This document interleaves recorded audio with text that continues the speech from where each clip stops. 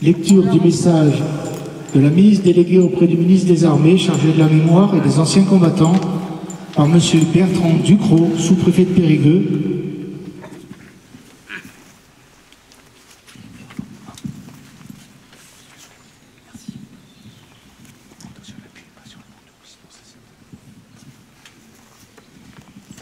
Nous célébrons aujourd'hui la mémoire des harkis, ces combattants qui ont écrit une page singulière et importante de notre histoire. Célébrer les harkis et les autres membres de formations supplétives, c'est admirer un engagement, honorer un destin et reconnaître une dette. C'est aussi dire que la France ne serait pas tout à fait la même sans les traces laissées par cette histoire qui fut à la fois lumineuse et tragique. L'histoire d'un engagement, d'abord, celui de ces hommes issus de toute l'Algérie qui ont fait le choix de servir une France généreuse. Leur histoire est celle du don de soi, du combat, de l'effort, de la fidélité à la promesse républicaine qui avait tant à donner et dont ils espéraient tant. C'est aussi celle d'une communauté soudée, dont la solidarité s'est forgée dans le feu des combats et des nuits d'insomnie. Dans les Aurès, dans les hauts plateaux, à Constantine et à Oran, partout en Algérie, ils ont servi. Et malgré les euphémismes, ils savaient, eux, qu'ils étaient embarqués dans une guerre terrible où chacun était sommé de choisir un camp, une guerre fratricide, avec son lot de haine qui s'aiguise, de villages qui se disloquent, de familles qui se divisent. Ils sont les témoins déchirés d'une époque fracturée par la marche de l'histoire. Une histoire qui se poursuit par un abandon dont la douleur s'est fait ressentir deux fois, sur chacune des rives de la Méditerranée. En effet, quand la guerre prend fin pour beaucoup de soldats venus métropole, leurs frères d'armes, les harkis, sont, pour nombre d'entre eux, laissés sur place. Ils voient alors redoubler la violence du conflit et avec elle son lot d'exactions, de tortures, de familles éplorées et de vies brisées.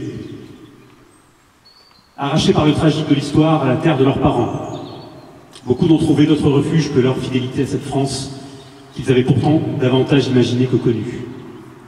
Ils ne pourront oublier ni cela, ni celles et ceux qui, dans cette histoire, par-delà l'indifférence et l'abandon, leur ont un jour tendu la main, les trahissant ainsi ni leurs principes ni la France. Ils étaient officiers, institutrices, instituteurs, employeurs, élus de la République ou simples citoyens.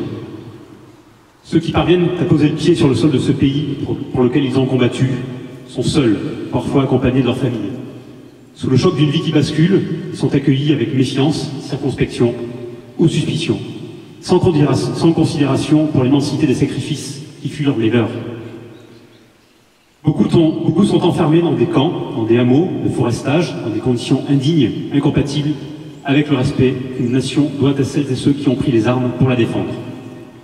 Le destin tragique des harkis est une blessure de notre histoire qui nous concerne tous, mais il est aussi devenu une part de notre mémoire nationale.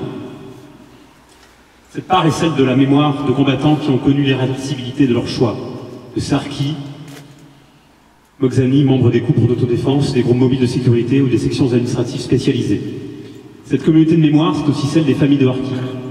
Ce sont les souvenirs de ces femmes, dont certaines furent elles-mêmes combattantes, qui ont suivi leur mari dans cet exil dont la brutalité ne permettait aucun espoir de retour. Elles se souviennent de leur arrivée en métropole, du bruissement omniprésent, d'une langue et d'une culture qu'elles ne connaissaient pas toujours. Certaines se souviennent aussi de la beauté des tapis de l'Odève, tissés de leurs mains, dépositaires d'un savoir-faire ancestral. Elles se souviennent de l'apprentissage d'une nouvelle vie, dans la douleur, du déracinement subi. Si nous célébrons aujourd'hui les combattants, que cette année soit aussi l'occasion d'un hommage renouvelé aux femmes de harkis qui, dans toutes les familles, ont été des piliers souvent peu reconnus. En soutenant leurs maris, en permettant à leurs enfants de grandir dans les meilleures conditions possibles, en trouvant quelque chose en elles, après le désenchantement, elles ont, elles aussi, écrit l'histoire des harkis. La mémoire des harkis, c'est aussi celle qui repose dans les souvenirs des enfants, qui ont grandi à Rivesaltes, Bias, Saint-Maurice, l'Ardoise, Bourg-Lastic, au Larzac et dans tous les autres camps. Arrivés ou nés dans ces camps, en France, mais pas tout à fait dans la République, ils ont grandi comme des reclus, évoluant dans les limites de cet espace qui leur était dévolu et auquel ils étaient assignés. Assignés à une vie dans laquelle même la devise républicaine avait été parfois oubliée. Ce sont aussi des souvenirs de ces enfants, petits-enfants de harkis, qui, sans avoir fait l'expérience du déracinement ou des camps, ont reçu l'histoire de leurs parents en héritage. Une histoire difficile, douloureuse, qu'ils ont parfois dû s'approprier entre non-dit ou silence gêné, qui a d'autres fois été expliquée et répétée. Une histoire à laquelle ils ont dû faire une place dans leur vie, comme le feront à leur tour leurs enfants après eux, car elle doit être une source de fierté. En rendant hommage aujourd'hui aux harkis et à leurs familles, nous célébrons ce qu'ils ont apporté à la France, en la défendant, mais aussi à la fidélité remarquable dont ils ont témoigné. La mémoire des harkis est un hommage à la meilleure part de la France. Elle doit être valorisée, cultivée, diffusée. Plus que tout, elle doit être respectée. Mais aujourd'hui encore, des lieux dédiés aux harkis sont vandalisés ou dégradés, quand ils ne deviennent pas le support d'inscriptions haineuses. Ces gestes de lâcheté blessent la mémoire des familles, insultent l'honneur des combattants, offensent la République elle-même. La nation ne peut la tolérer. Car la France ne peut oublier celles et ceux, parmi les siens, qui ont été si cruellement meurtris pour croire en elle. Vive la République et vive la France.